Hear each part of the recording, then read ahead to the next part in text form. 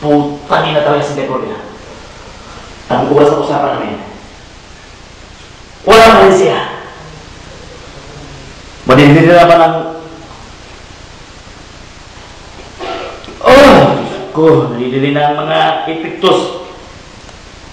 Yung ko lang, nandiyan naman mga epiktos. Pagalitan naman ako sa Big Boss. Tangin na.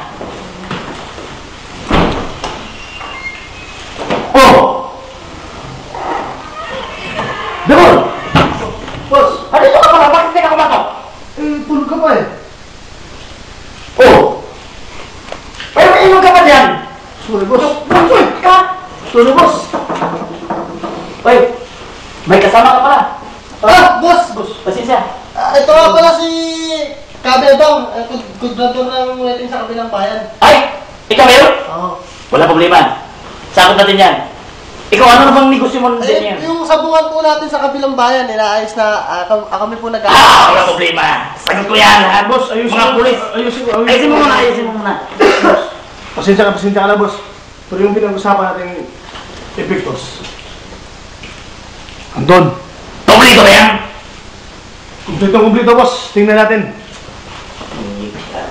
Boss, pasensya ka Oras na, alam mo naman, yung babae mo. Hindi pa yung epekto sa... Boss, yung babae mo, sabi ko gising nga, ayaw. Baka na barilin mo. Alam mo namang, ikaw naman, parang namang hindi kita kilala eh.